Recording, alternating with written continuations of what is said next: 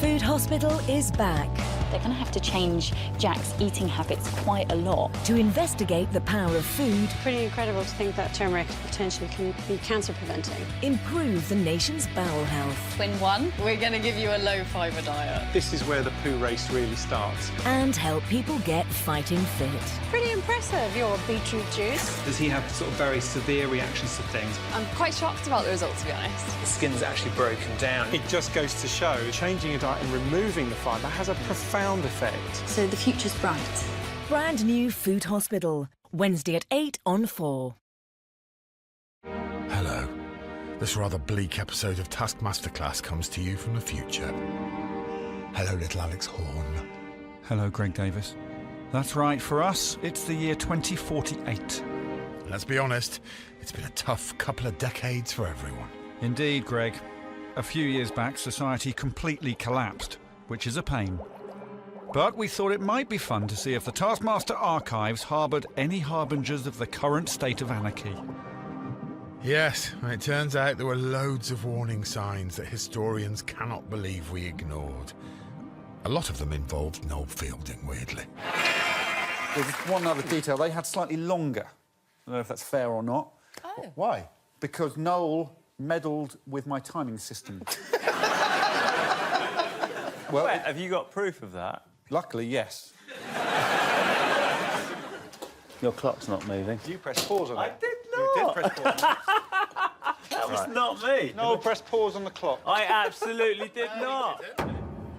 Rampant dishonesty like this became a symptom of our diseased society, and Noel wasn't the only culprit. Oh, Lord, no. Serial cheater Dave Gorman was far worse.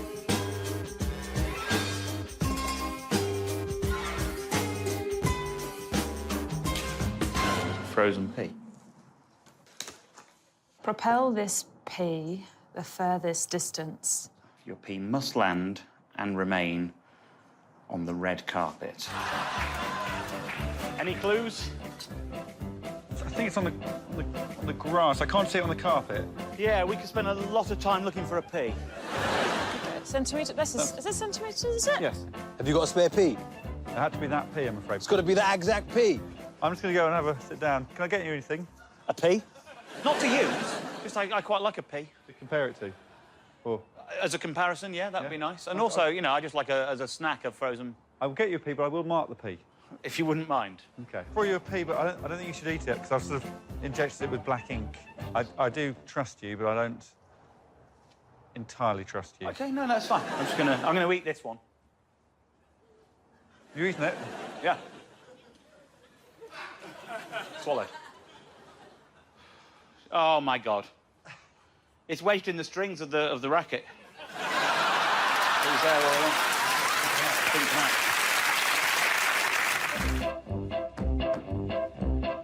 Would you like us to measure that? Yeah. No, that's not as far. I was closer to that leaf. Are you sure? Do you want to measure it anyway? For Yeah, measure it anyway, because it's on there. Congratulations on 12 metres 11. Thank you very much. I'm very, very Pleased with that. pleased with that. I can't imagine someone beating 12 metres. 17 metres 14. We thought so, didn't we? Yeah. Respectable. Does anyone else want to go throwing a pea? Dave. Yes. OK, let's cut to the chase here. Yeah. I'm going to ask you a question. Yeah. A very simple question. Yeah. And I want you to answer honestly. Now, you're not in trouble. But I'm asking you directly now. Yeah. Did you cheat? No. I'm going to ask you one more time. Did you cheat? No, Greg. No, I did not. We can see the racket there. So that's where it got wedged. I mean, it looks firmly wedged, doesn't it, Dave? It was wedged. Yeah. I mean, we can also see the racket just after you struck the pea. Pea's gone. Or has it?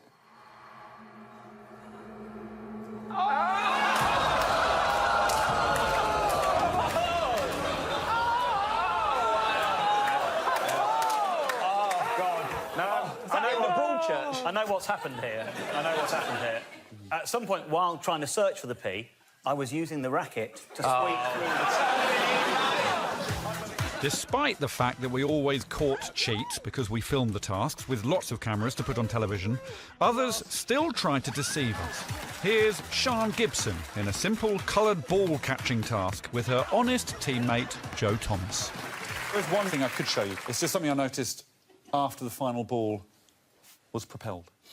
What am I right? Oh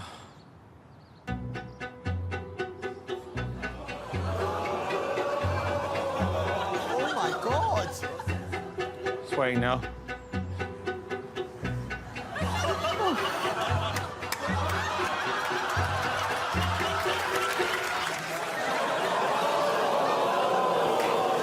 okay?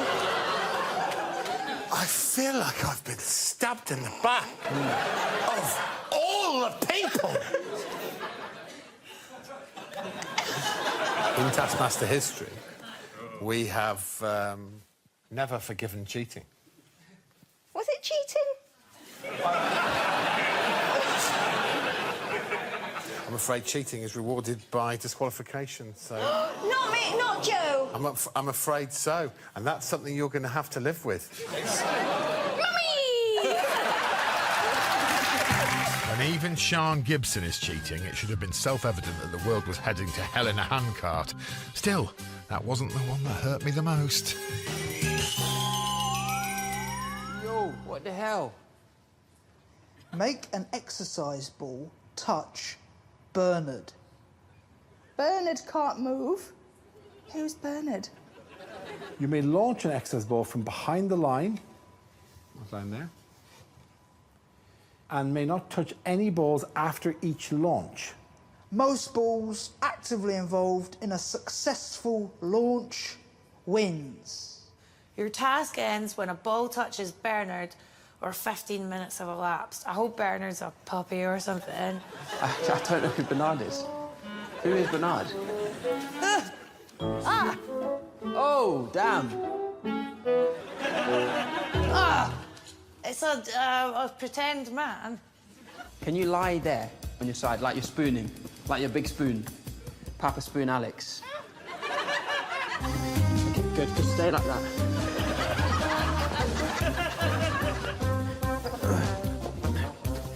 Look at that ball control. Yes, that's a good throw. That is a very good throw. Right, Alex, get ready. Okay, release.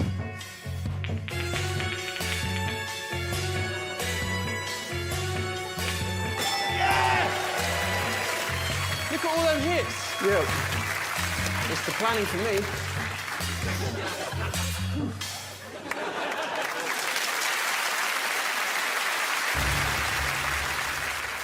Look at Munya. That is the body language of someone who thinks he's got away with something.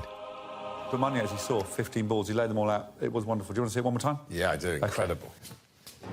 It's a good throw. That is a very good throw. Right, Alex, get ready. Okay, release. Release. Release. This hit you so hard, didn't it, Greg? When we lose the youth, Alex, we lose everything. What you don't know can't hurt you.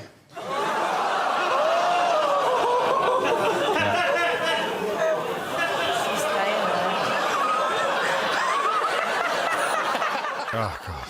It's like a scene from King Lear, isn't it?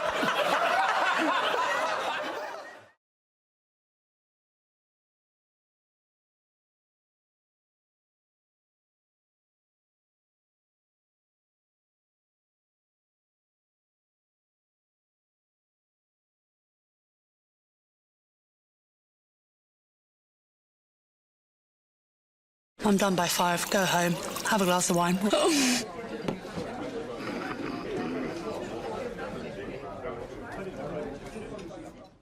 We've asked them to bring in their trendiest item of clothing. So whoever's brought in their nattiest threads will win the first points of the show, and the overall winner of the episode will take home a brand new outfit. Thank you. Nattiest threads. Yeah, nattiest threads. Thank you, Mini Grandad. John, what do we know about your chosen clothes, other than it came from a kid's shop? How are you? I'm good. I'm feeling a lot more confident. I've got a lot more self-belief now. So thank you for that. I sort of see myself now as your au pair figure. So I live in your house and I look after your children, and I'm quite nice to look at, quite pretty. Are you? Do you think so? I don't know if this is pejorative or not, but I think you look a little bit like a pipe cleaner. Get all this shopping into the shopping trolley.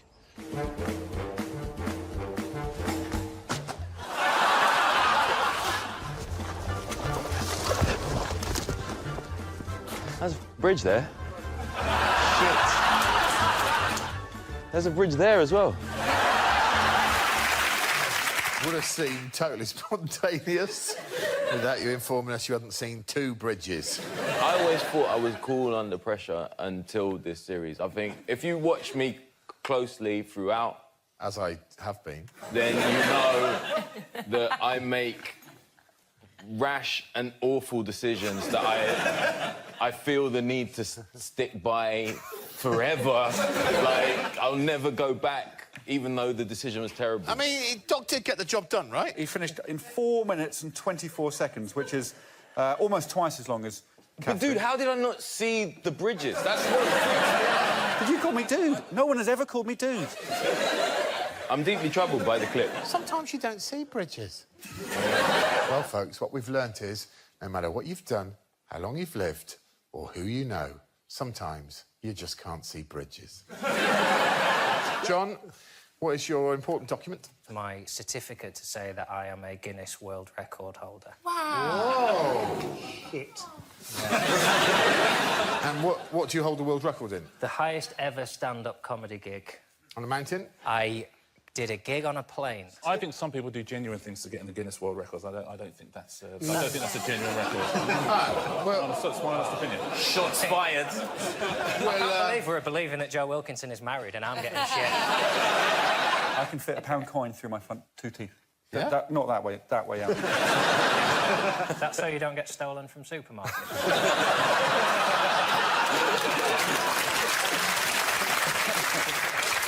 Well, thank you, John. Thank you, Alex.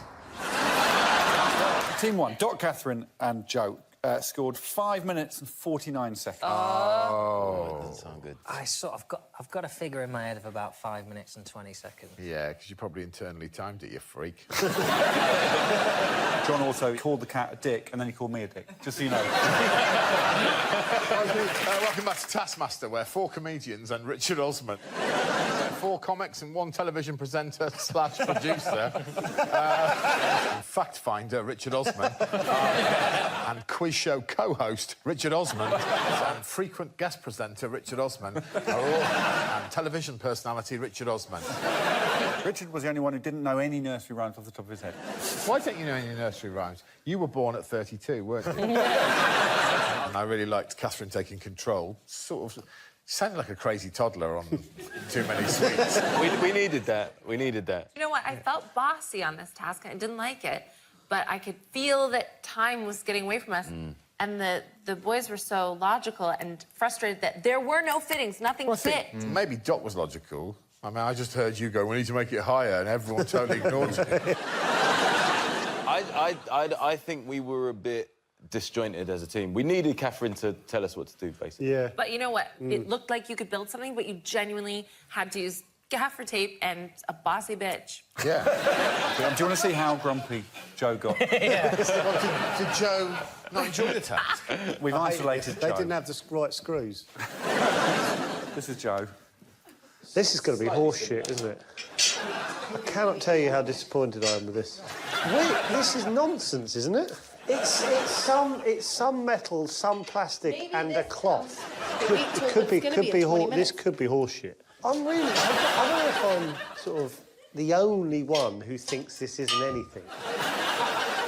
I think it's the core idea that worries me.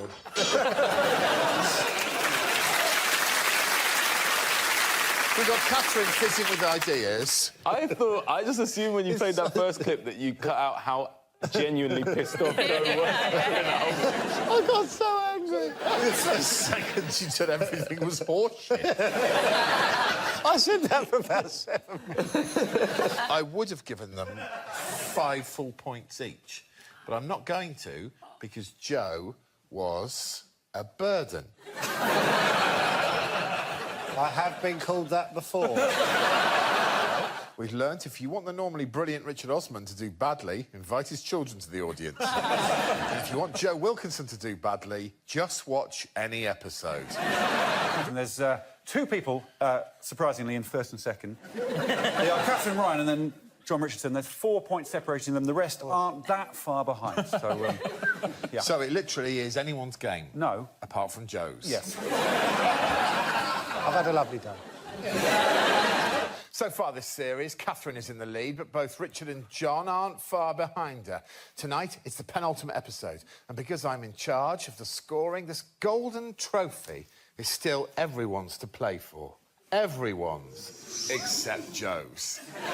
Highest self-supporting bridge wins. Highest. The bridge alone must support the potato. The bridge alone must support the pony. Does it definitely say pony? No. Potato. I think it would be pony, wouldn't it? That is the laziest bit of reading I've seen all series. You got to the PO and thought, fuck it, pony, right? Well, most people would have guessed pony. Don't have to guess. It's so, I mean, you've got a sort of inbuilt broken predictive text. I have to admit, I jumped ahead. Buy a gift for the Taskmaster. You have 20 weeks. How well do you know the Taskmaster, Joe? Greg. Never heard of him. We were supposed to socialise together recently, but he said he was working. So maybe I'll get him a diary so he can plan his time better and not let people down at the last minute. Excellent. Well, I'll clear something up straight away before we see the gifts, and that is I was supposed to meet John recently. We were going to go and watch the darts together in January. Sadly, I genuinely have a work commitment. I wrote to him, profusely apologised, and he didn't reply. So I am glad that I'm not hanging around with passive-aggressive people like you. Yeah, you're not coming across as passive-aggressive, mate. Yeah, so you can pick up your chopsticks now, if you want. Do you think we should penalise Richard Osman straight away? Because these are like normal-sized chopsticks. Walk forward. Right, turn right. Oh, go. Oh, no, look, sorry, other way, other way. Turn a bit to your left. Now walk forward. Keep going. Keep going. Turn a little bit to your right. That's it. Now go forward. That's it. It's interesting to note that seeing Joe with a woolen hat and headphones on shouting loudly in a park didn't seem that out of place. On my left-hand side, it's my right-hand man, Alex Horn. How do you do, Alex? If you mean what do, I do general admin. How do I do it? Efficiently and with a great sense of humour. So, it's a nice role. It's a nice role for me. Ah, nice Tinder entry. OK. Well, what I might do, shall I pump up the boat before I even open up the thing? I could do that. I'm going to look such an idiot when I open this task. Richard has been the most cerebral, I think it's fair to say, throughout this. That's not cerebral at all. I'm going to pump up the bed before I know what to do. What do you go out each night with a condom on? Like, just... I went too. What I was about to say was, of course, it doesn't say anywhere that you need to use the airbed, and it's an airbed, not a boat. So that's...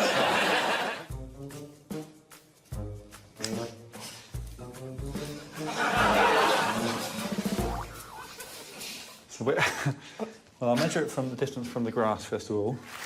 In all great engineering meetings around the world, if the task is bridge, the first building material that the engineers suggest, rubber.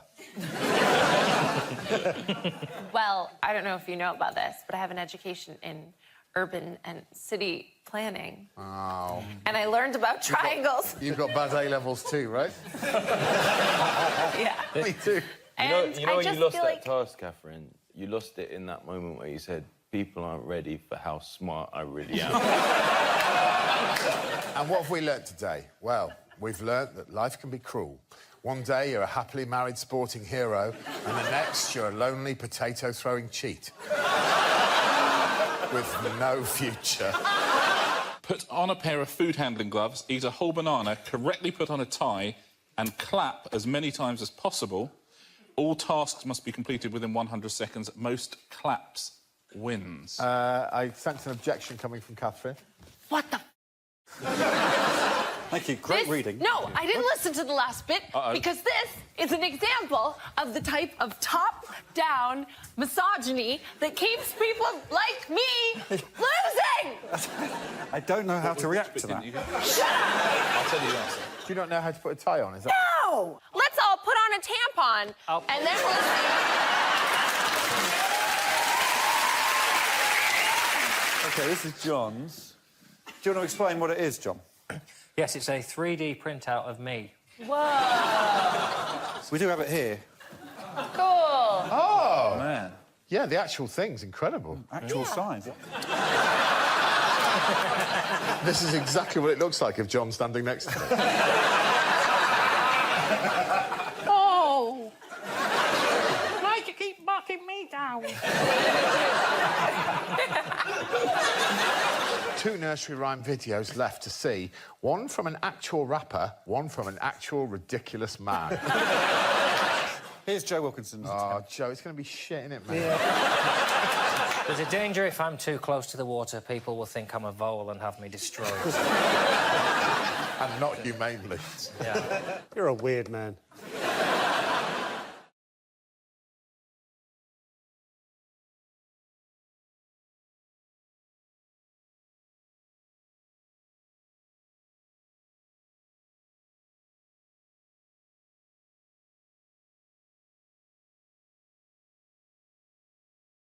I will Google laying concrete and watch video after video. I'm an absolute amateur. Brand new Grand Designs, Wednesday at 9 on 4. My name is David Oyelowo and I play Edward Ekubo in Complicit. When Guy Hibbert got involved, I think he'd suggested to Kevin that to make Edward a black character.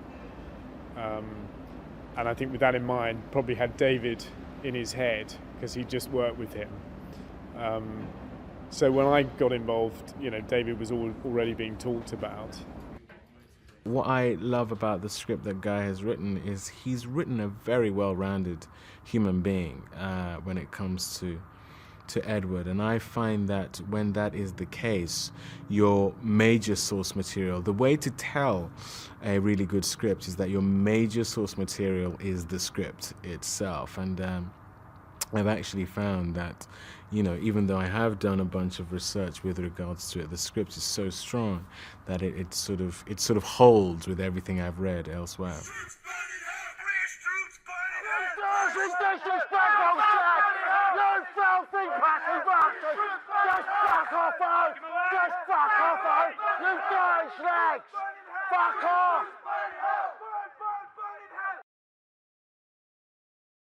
Edward is an MI5 officer, and when we find him in the story, he's been tracking a particular potential terrorist for quite some time.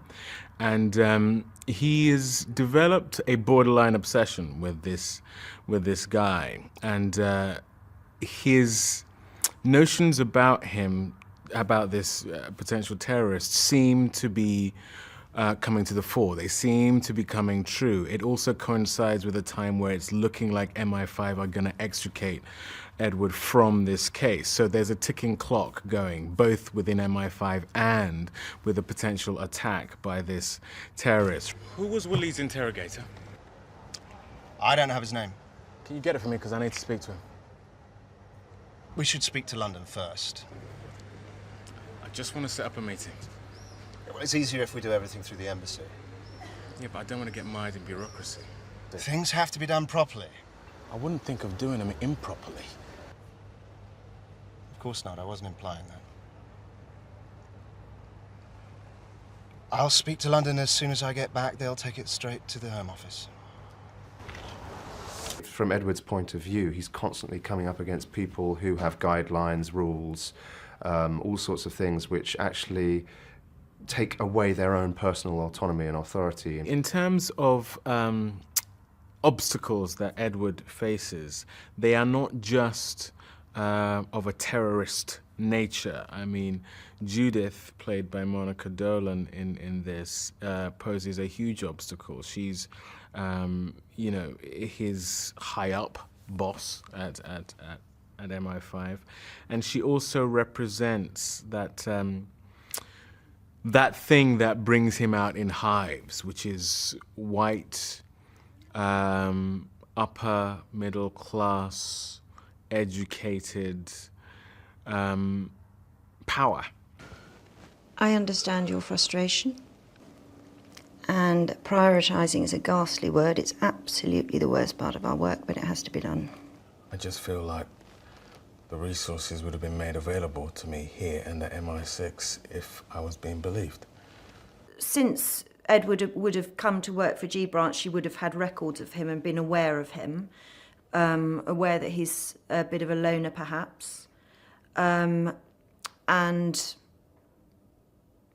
I think that she would have been aware of his dissatisfaction as well. There is this fine line between whether he feels the resources aren't being given to him on the basis of race, on the basis of his professionalism, on the basis of how good he is at his job, on the basis of how seriously he's being taken as a professional, on the basis of the evidence he is managing to collate. It's my understanding that the issue is the weakness of the evidence you are presenting.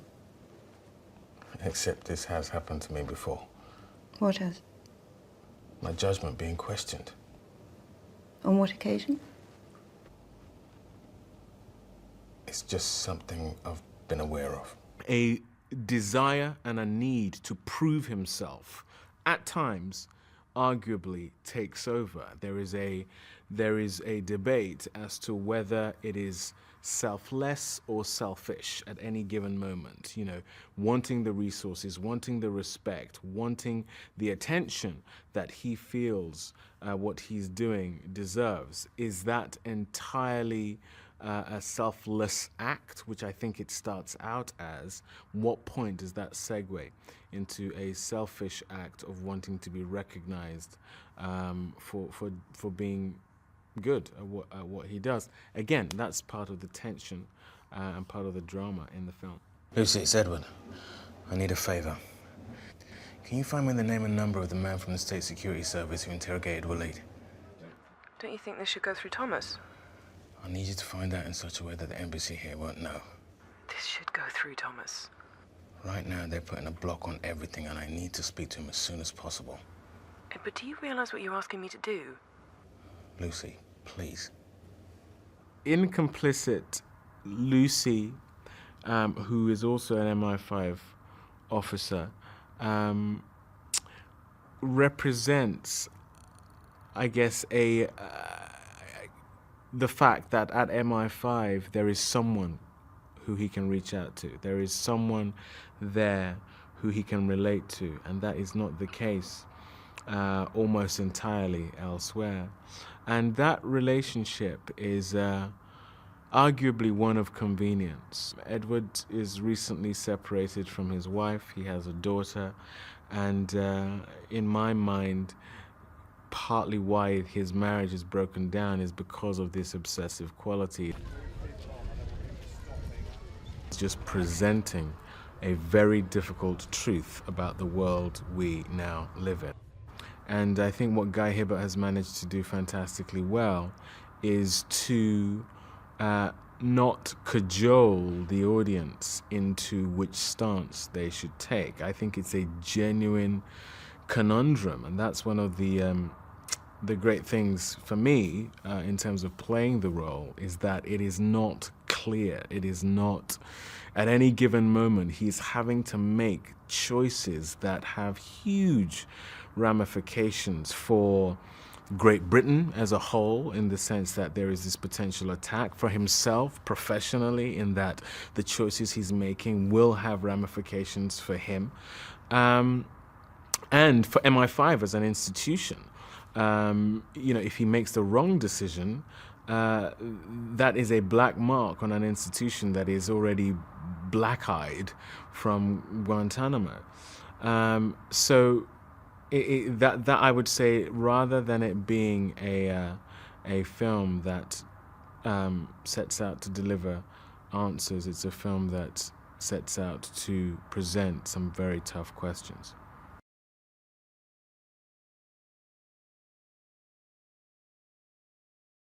I hope you don't mind me saying this, but you look... I mean, you're nearly 60. You look fantastic. What is your secret? That's very kind of you, Jimmy. I'm 58. I think it's my genes, you know. I'm Welsh. We weather well. You know, our skin is 70% Gore-Tex.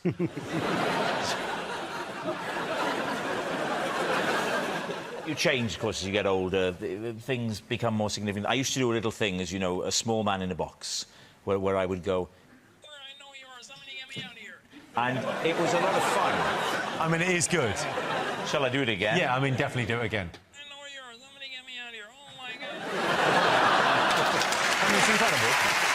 Well, just as a treat for the audience, just so they can hear what it sounds like. John, you say something, then we can hear what a small man out of the box sounds like. Sounds like it's coming out your ear. Thank you very much. But I've stopped using it as part of the act now, because the age now, nearly 60, you say small man in a box, it does sound as though you're talking about your funeral arrangements. Joe, has anything shocked you recently? Oh, yeah. I read they found traces of shit in one of the major coffee companies' coffees. And I thought, you know, so what? I'll drink it. I think the key word here is traces. Because, you know, it's not like they found a dollop. You couldn't put the lid on. Let's get on with it. Huge is named after the sense of disappointment his parents felt when he became a musical comedian. Why don't you just try and say something nice about me for once? Yeah. Huge... You haven't got that setting, have you? Huge Davis, he's got the hairline I paid for.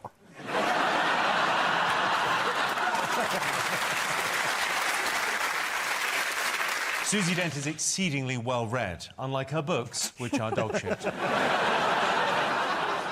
Susie, what's your favourite word that sounds rude but isn't? A dick pot. In the 19th century, there were these little earthenware pots, and people would put coals and things in them and warm their feet. And little old ladies would literally hide dick pots under their petticoat. So I quite like that. And I'm always cold, so I think I'll try one. I didn't say a f***ing word. OK. I've got a magic trick for you. Well, Fabio's got one. Do you want to bring on the magic trick? Here we go. So your mascot is a magic trick? Yeah, Fabio's going to saw a lady in half. Go on, mate, get stuck in. Here we go, here we go. Here we go.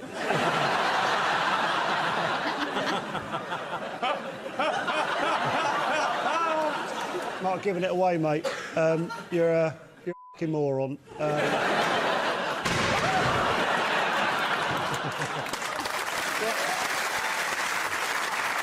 I haven't got a mascot, no. No, go on. Here we go.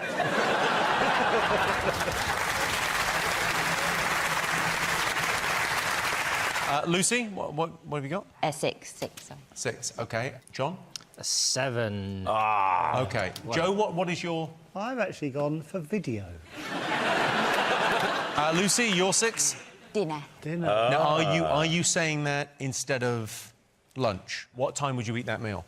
Oh, here we go. What time would you eat your dinner? Well, what do you have dinner ladies for?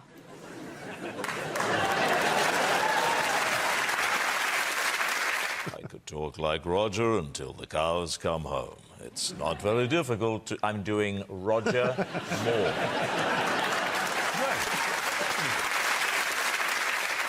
Roger Moore's beautiful voice and Connery.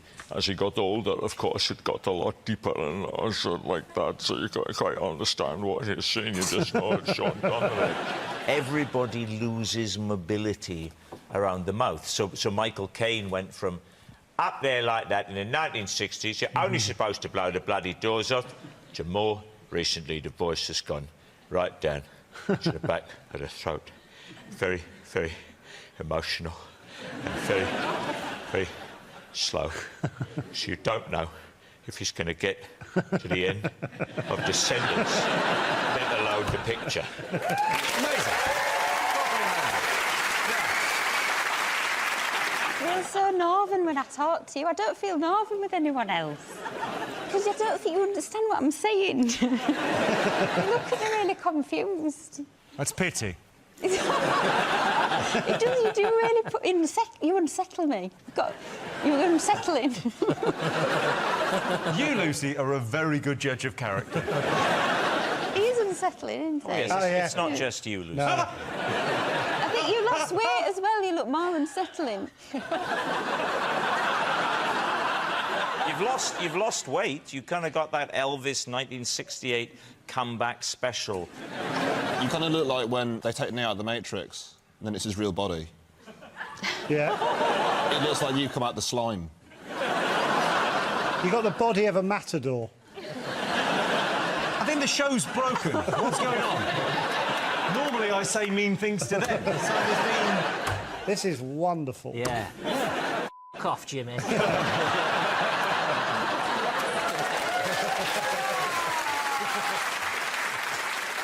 Like the last day of term, it's gone mad.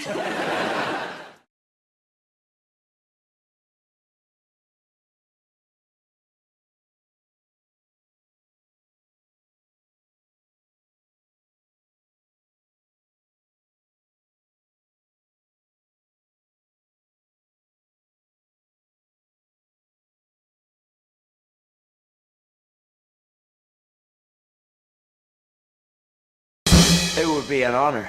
Thank you. Oh, I mean it. You're part of this family now. You've given my sister something to live for. I'm not sure she... I love you, man. I love you too, man. You're my brother. Hey, Fergal. Are you drunk? Since Wednesday. Jesus, what's in there? It's Bailey's, you pussy. Melandra's gone. Where? Oh, to Spain. With the kids. But when she gets back, she wants a divorce. Hello, Greg. How you doing? Dangerous, as always. Good. Just a bad boy. I'll do anything, honestly. I'll do absolutely anything. I don't care. Yeah? See this, right? Here we go. Can of worms. I'll open that. Go on, open it. Oh, it is actually worms. Yes, it's worms. I'll tell you now, without looking at him, that's the end of what he's prepared. Are you saying there should be more stuff now? No, there should be some sort of punchline, yeah. So this bit now is the punchline. But everyone was in a great mood and really looking forward to it. That's and what now look at this. That's what happens when you open Because there's a room for...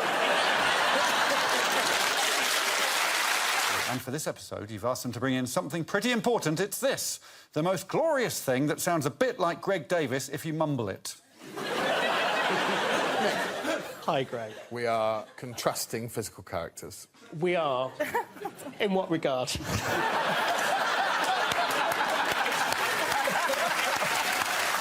I'll leave it as a mystery.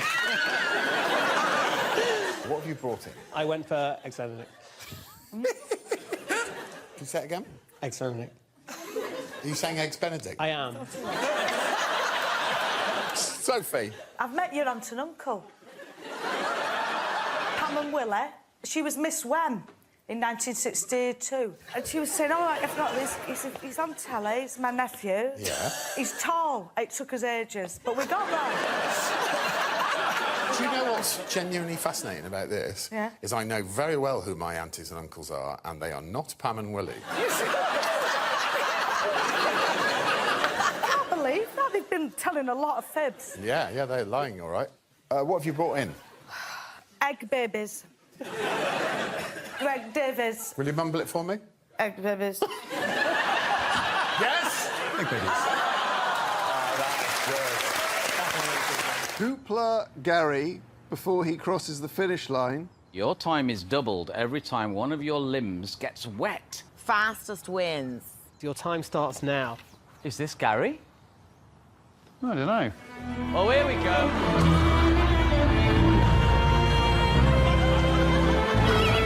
Gary. There's a gorilla on a boat. So I've got to hoopla him around the head.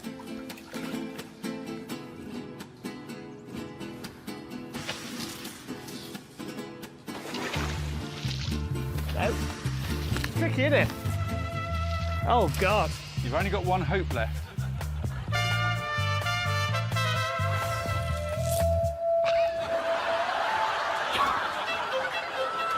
Is this safe? Because I'm quite short. All right. Oh, my God! You've got to hoop Gary pretty quick now.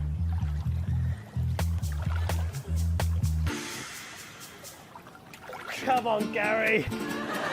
Oh, it's cold, isn't it? Nailed it. I'll stop the clock. OK, well, it's time for 3 more attempts. Not you, Sophie. You're going to have to wait. You know what you've done. It's time for John, Joanne and Steve. I'm going to try with a small one first.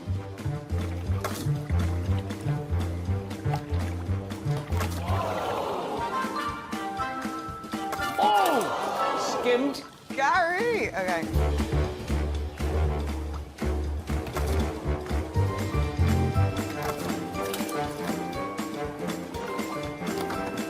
Brilliant.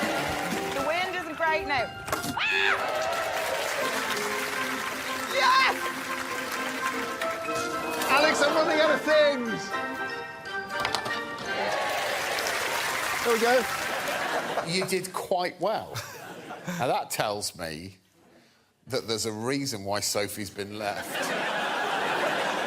I think what I'm going to do is I'm going to wait for Gary to get over here. Right, OK. Come on, Gary. Step it up. Right, let's get going then. No. Right, this is my chance, really, isn't it? Oh. If I don't get him now, I never will. Come on, Gary! No! Come on, Gary. Oh, come on. Nearly!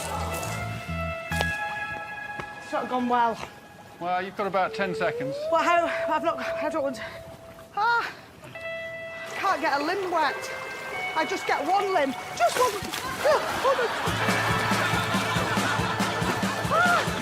Gary!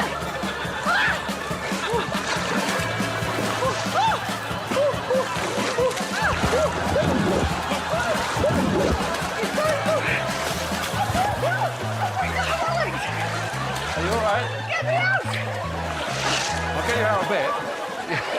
I'm going ground! Yeah, no, that's very dangerous. Yeah.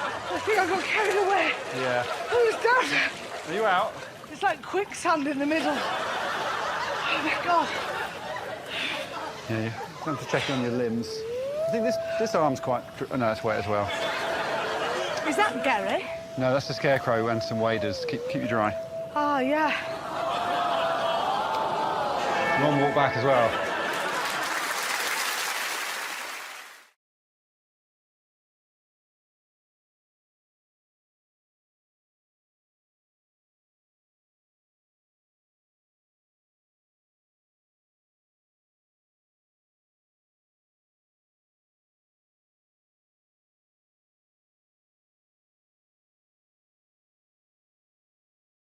I would like a vowel, please, Rachel. Thank you, John. O. And I would like a consonant, please. C. And another vowel, please.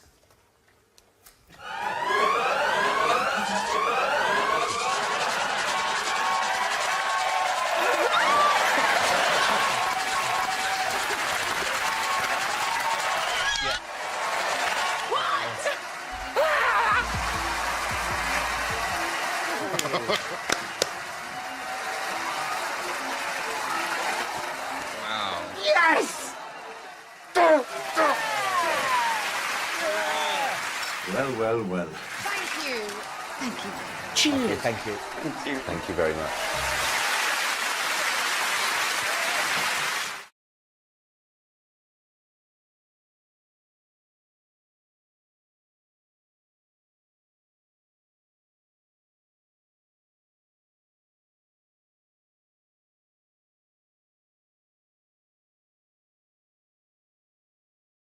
OK, time to go across to Dictionary Corner. Adam, what have you got for us? Well, Jimmy, I'm always impressed when I do watch Countdown with the focus of the people playing these games, how they manage to concentrate and come up with amazing answers. I always think if I was in that position as a contestant, I would find it very difficult, mainly because, like, the inside of my head is like a kind of South London pirate radio station. I'll give you an example of what I mean. Countdown woman, give me some letter. No, not that one, give me one better. X and Q, them so foul. Stop with the consonant, give me some vowel. Come on, brain, do a nice word. Don't make me look like a big thick turd. Something wrong, false disgrace. If they get 9, it's in my face. Numbers round, nasty shock. I can't do the math with a musical clock. Time's running out, I'm looking like a clown. I'm on a countdown breakdown. Numbers! Letters! My brain hurts! Countdown breakdown.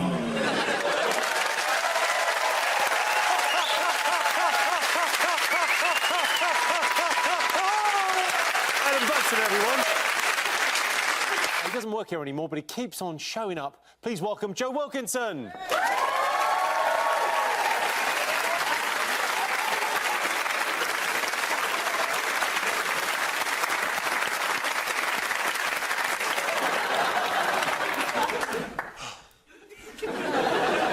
What's going on, Joe? Well, you know, I was fired at the end of the last series. Ridiculous, but it's given me a lot of spare time, so I've become an inventor. This is one of my inventions. It's a shopping trolley that grown-ups can sit in. So now, it's one of those ideas. When you come up with it, you think, why has no one done this? I know what you're thinking, Jimmy. You're thinking, that is fucking brilliant. But hold your horses, mate. It also comes with this.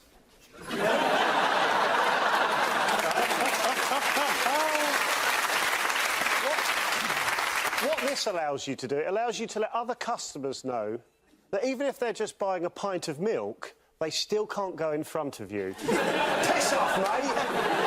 Piss off, mate! No investors yet, but I'm not worried. I've got other ideas. Fabio, if you come on, mate. This is my half-brother, Fabio. He's got a cracking body. He's just got the IQ of a pencil. This is another very simple idea. What this is a harpoon that stops rollerbladers. It's very similar to normal harpoons, except you fire it at rollerbladers. Not that way. And my final invention is pill. Simple pill, yeah? You know, Baroccas, they turn your piss yellow. This doesn't turn your piss yellow. This turns your legs blue.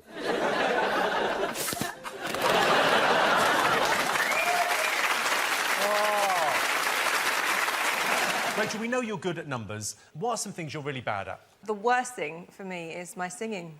I once had a microphone confiscated during karaoke. Can we get a little? No, but just no.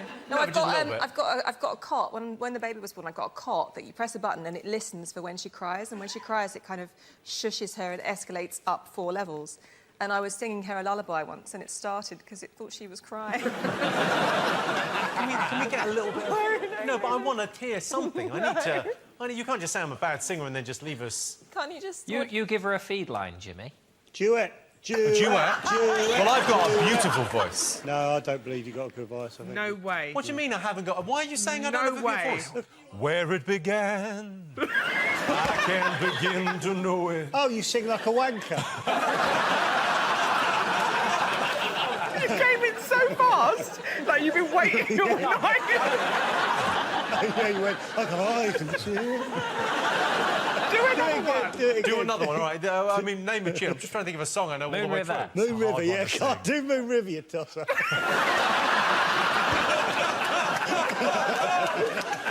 I'll do it randomly at some point. We're not moving on. We're not moving on until we get Moon River.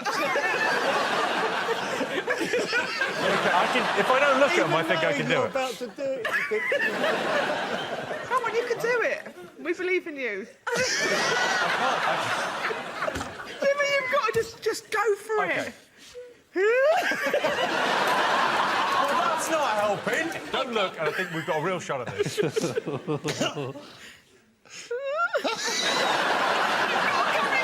can't hold it for that long. I came in too quick last time, and I was ridiculed. It's when you look romantically down the camera like you're sat on a stool. Sean, do you have a mascot? Well, Jimmy, I have. I've decided to make, if you'd like to help me, Fabio, bring on my countdown cocktail I'm going to make, which is a cocktail made from drinks from every letter of the alphabet. Thank you, dear. I mean, if this is genuine booze, we're already in a lot of trouble. So here we go, and I've got, obviously, a special glass for it to be in. This is the making of the countdown cocktail. I've obviously tried it, it's delicious. We start with some, just as a base drink, we just have a bit of amaretto. Just like that. That's A for amaretto. A fine base, yeah, lovely. A. And then there's some umbongo. That's beautifully poured there. Yeah. That's something from Cocktail. C, cheeky half. Dr Pepper, lovely. Balances the flavours. What's on every cocktail these days? Espresso. And then some vodka. Just a little. Yeah, vodka. Then there's the guest ale. Oh, not the whole thing. Interesting. God, no. And then a half. And then, of course, what do you need for every cocktail? You need some ice, don't you? 1, 2. Hey, it's party time. 3. Chin. Chin, did you say? Pardon? What did you say? What was that? Gin. Chin. Then, of course, K is Kiora. Has that been watered down at all, or is that neat? That's neat. Oh, Is that double concentrate we're looking at? Oh, sure. Oh, go easy. I'm not drinking the toilet cleaner. God, just about take off the edge off the gin. OK, so what do you have after K? A very, very fine drink, Liebfraumilch, which is the milk of a loved woman. There we go. We got right up to M. Mead. Oh, I like it. I do like that, actually. You should try some of that. And then N is nog without the egg. No. That's curdled it up real nice, that. N, what's next? O, ouzo. Oh. I only put this in to help the Greek economy. P, lovely bit of pesto. And how much do you put in just one finger's worth? Yeah, just a finger flick. Just a pinch. Q's Cointreau. Delicious. This would be an ideal drink to have if you're just meeting up with a couple of friends and going to the theatre or the cinema. You'd have one of these. Nothing too fussy. If you were going to see a sort of like a drama, Shakespeare play or something like that, and you wanted something just to sort of like take the edge off the day. R, rest of the bottle. Anything you got knocking round at home, whatever it is. That's why it's always different. That's the fun. That's half the fun. S, champagne. There we go. Tea, some tea. Not too much tea. Can really kill a good cocktail with tea. V, Vimto.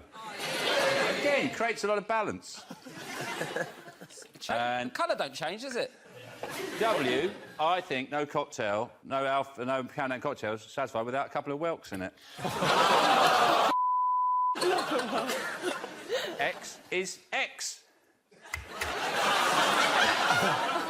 And that is very close to being made. And we just have one last ingredient here, which is really healthy, is the Yakult. Oh. finally, zest of lemon, but not too much. You don't want to overpower the flavour. There we go. A bit of lime. Lime. Okay. Lime. Sorry, zest of lime.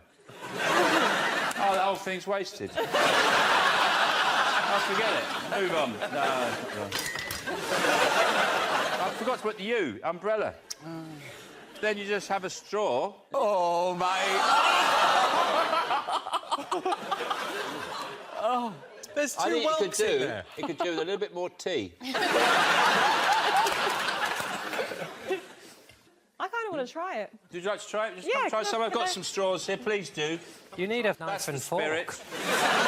I'd like to try a little sip. What do you think? I've had worse. It's quite Well, we could do fruity. this sort of romantic thing where we drink it together. 3 Mile Island iced tea. I've got a bit of something. Got a bit of milk. You mess with Welk. Oh, you got Welk through a straw? Here you are. So with every cocktail, you get a towel. Yeah, just less egg next time. Okay. A bit more Cura. Would anyone like some? Oh, yeah. Put a Welk in there Yeah, as well. put a Welk in. I'll put it there on the side.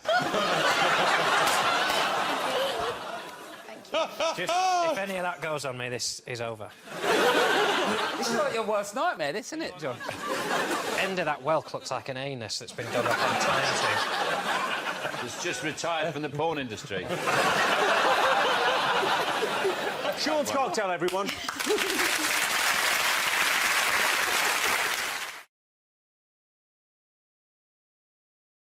You don't think this looks too frizzy, do ya? That's the last time I used herbal essence. Oh, hello, love. Yes, just to let you know, on Thursday we've got JLS in the house. It'll also be performing.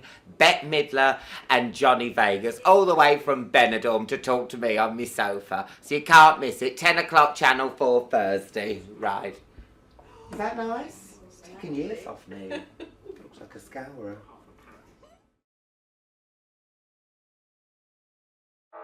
You never know what life can throw at you as a queer and trans person, especially when you're black. I think that for a lot of us, we may not be able to feel at home within our biological families, so we find people who help us feel at home and they become our chosen family. For me, my chosen family has been so imperative through everything, through the highs, through the lows, but a lot of young people don't have that chosen family, so I want them to feel a part of one. I think it exists, again, far beyond just being at this event. It exists outside of it, and it creates a support system that is so necessary because you never know what life can throw at you as a queer and trans person, especially when you're black.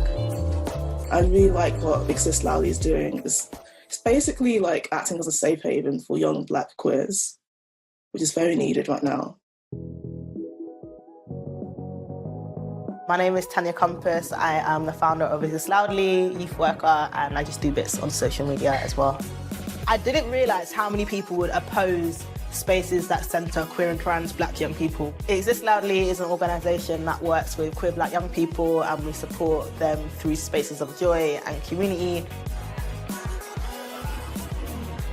A lot of the time people think that where you have shared trauma, that all you must do is talk around your trauma. You know, trauma-informed work is incredibly important, but I think that through joy and community-based practice, you can actually create the connections and the community that can serve the young people far beyond them existing within this organisation. Now we're starting the next initiative, which is the Exist Loudly Winter Coat Drive, which is to provide nice coats for these young people to wear. Again, prioritising those who are experiencing homelessness or living in temporary accommodation. Serious winter jacket. I think a lot of the work that I do and the projects that I run are sometimes reactive, but sometimes are also reflections of things that, you know, I may have needed when I was experiencing homelessness, or versus what I've seen from young people that I work with or I have worked with who are really vulnerable. It's just so rewarding to be part of something which you can see has like a tangible effect on people's lives, especially young black queer people in Britain who are often kind of erased from narratives around queerness anyway. For me, it was kind of a necessary space to kind of allow young people to exist as themselves without having to explain to people why their experience is harder as a queer black person, or without having to justify why they need specific support. Give them like a bit of just peace, like allow them to just be young people, because I think when you have to navigate and deal with all the different facets of your identity consistently, it kind of robs you of your childhood and your youth a bit. What surprised me the most on my journey to create and exist loudly, I think, was just how many people would be mad. Whether it's because they're transphobic, whether it's because they're homophobic, whether it's because they're racist. I've had more abuse in the past couple months since it's launched than I've ever had in my entire life. And I think all of the hatred that I've got has also shown me just how important spaces of joy are for young people who have to deal with these hateful or bigoted comments on a daily basis. Exist Loudly in the future, I want a youth space. I want there to be a room for therapy. I want there to be a creative studio. I want there to be a space for young people to just chill. Spaces for young people to get changed into clothing that actually makes them feel like themselves. Let's say if a trans man is going to an all-girls school that makes them wear skirts, and as soon as they leave school, they're back in their normal clothes again. I think I'd love to have a space within the Exist Loudly like hub, I guess, for young people to come, get changed, to do so safely, and just to access proper support as well, in a room full of queer and trans black people, black youth workers. I really believe in like radical imagination, which is like you have to radically imagine yourself living your best life, living freely, living safely. Because I see that and I see it as something that's so like grabbable that I'm like, how can I make that a reality? How can I make that a lived reality for not just for myself, but for other people as well?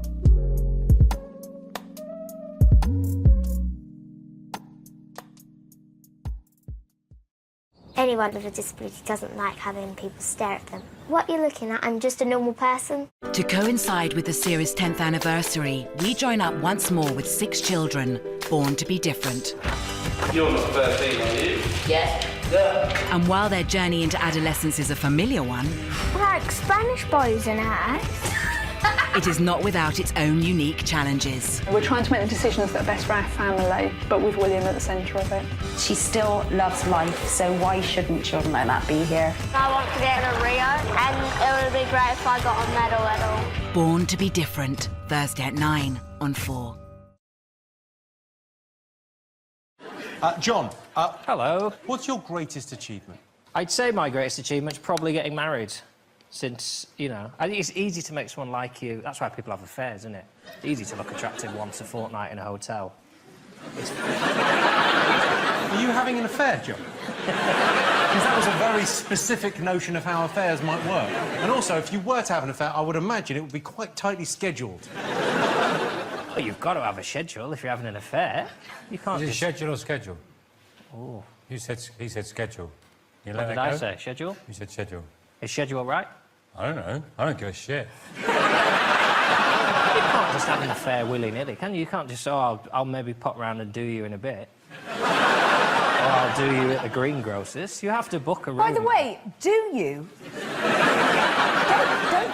don't do those words. Do one. Do it. Do it. It. I'll pop over and we'll do it in a bit. Yeah. I mean, let's be honest. I've married one person. There's not going to be another one going to let me... You know, is there? I wouldn't have thought so, no. I mean, my wife hasn't yet, but I'm told... any day I'm now. a very good boy. Richard, have you got a mascot? Yeah. What have you got? The film White Chicks. What? Have you seen this film, White Chicks? I've not seen this film. Oh, it's a heck of a film. I rewatched it recently. Remind me what happens in White Chicks. OK, so it is a wonderful thing. 2 FBI people, men, they're men, they go undercover posing as 2 socialites, white socialites. I don't know that you need to say white in front of socialite, actually. But they go... they go undercover as white women, socialites, as I say, in order to prevent them being kidnapped. And what it does is it really allows a marvellous opportunity to see things from a woman's point of view. And if you see White Chicks, I think you'll really understand what it is to be a woman. An excellent mascot. So that's Sean, how do you amuse yourself when you're bored? Well, Jimmy, I've recently taken up... I've embraced shoplifting. I find shoplifting, it's rewarding, of course. I've realised that since the, drastic funding cuts, there's really no consequences. And you can just, go and do it. And people are going, yeah, cool. It's like Holland but with shoplifting. Yes, you come and take our stuff. Sure, it's no problem. It's just things after all. Come and take our things and then you take them home. It's nice. I can feel our studio audience, I think, are being sort of slightly old-fashioned about this. I think maybe they're thinking that... Well, a lot of people think that you should pay for things in shops, which is... yeah, that's cool, if that's what you're into.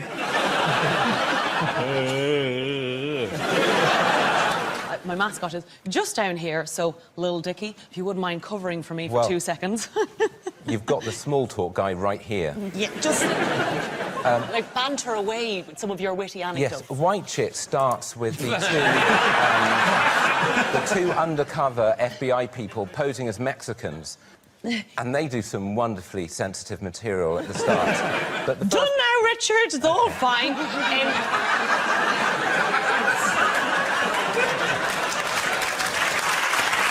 3, 6, 2, 5, 75 and 50. Oh, shit. And the target, 961. Oh, give up.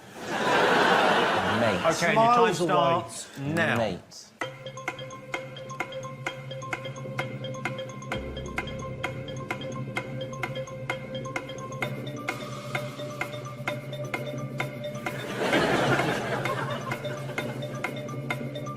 The target was 961. Joe, did you get it? 1,000. Aisling, did you get it? Yes, Jimmy, I got it. Yes.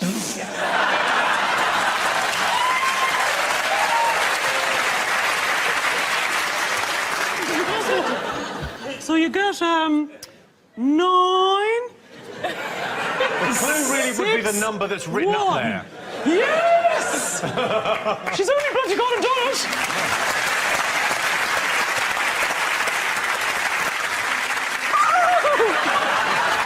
Hang on! Whoa! Yes, Wait a second. That's exactly how Marlon Wayans is unveiled in the fashion show in the finale of White Chicks. Thanks, Richard. I was really looking forward to seeing that film. Joe, what did you get? 9, 5, 6. OK, so how did you do it? 5 times 2. 5 times 2, yeah. Yeah. Oh, that's bloody wrong already. Oh, no, 10. That's 10. 10. Oh, Jesus. We need this. I jumped ahead a bit. John's not here and I'm fucking losing again. And then I did... this is bad even for me. Then I did times 50, which I then just jumped to that being 1,000, but it's not. Then I added a 50 and a 6. 556. That's absolute dog shit. OK, let's have you swap back. No points to anyone. Oh.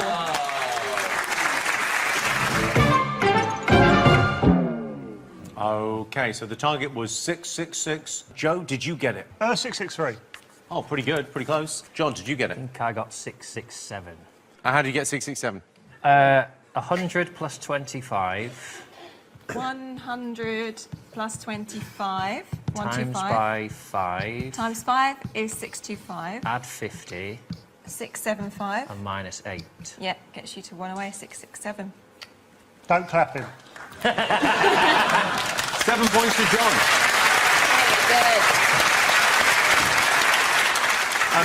Rachel, could it be done? I've got 2 1 away as well, so leave it with me.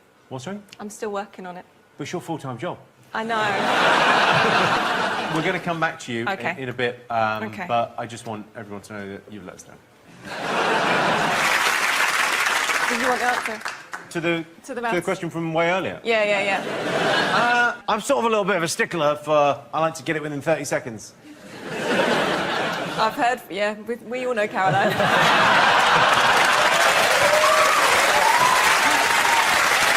Have you got a mascot? I do. I have a mascot.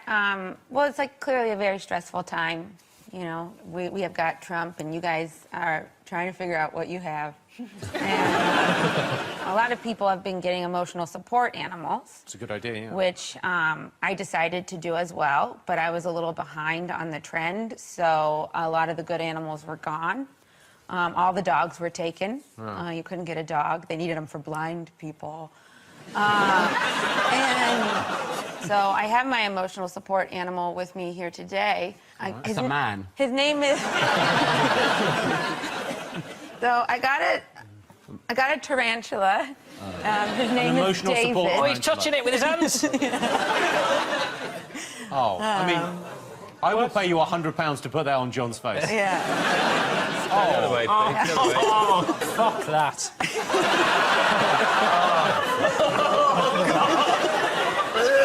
I think it's really time for that conundrum, Jimmy. Oh, he's sneaking off. You see a spider, and most of the time they're surprise spiders, you know? So you're like, oh, no. But this is just David. If I saw David in my bath, I'd move house. Well, but that's because you weren't expecting David in your bath. But if you were like, David, do you want to have a bath? And then David was in there, you'd be like, David, join me for a bath. He doesn't seem massively fond of you, Michelle. That's the other thing. I'm still winning him over. I think David needs a support animal.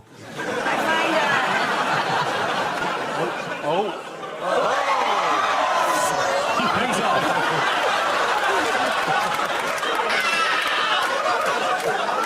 Yeah, you could probably... I'm absolutely cool with that. Michelle, you're not scared of spiders, are you? No, I've got my David. As soon as I couldn't see him, I completely lost my mind. At what point is he going to think, I know I've got 8 legs, this woman has thousands of hands?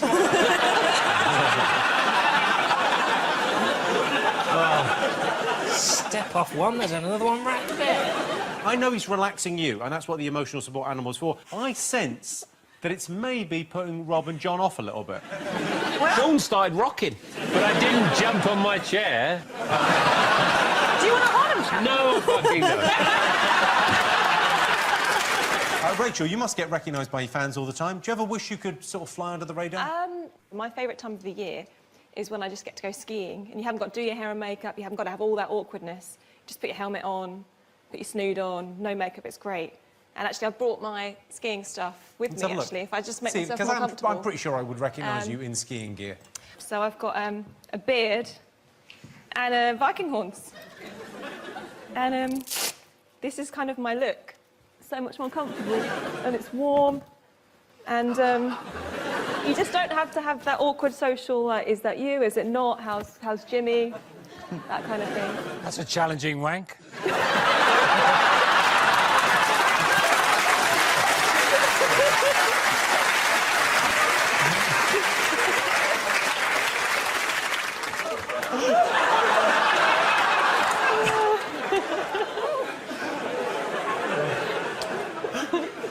Sorry.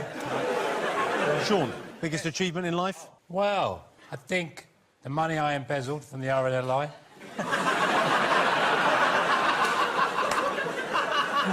That feels like something I could be interested in. Yeah. Well, that time I went seal clubbing.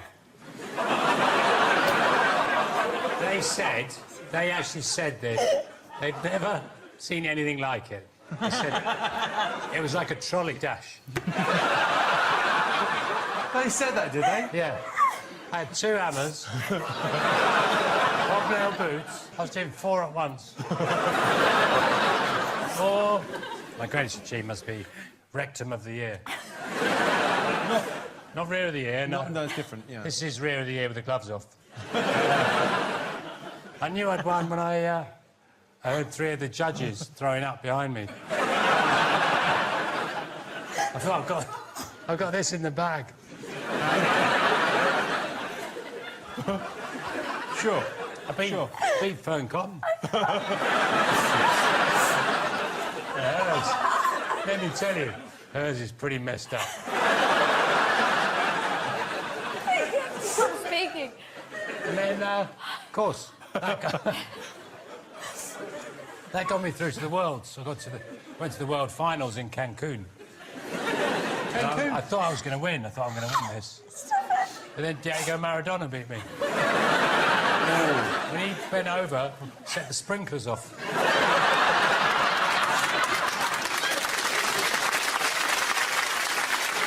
I can do Popeye's laugh.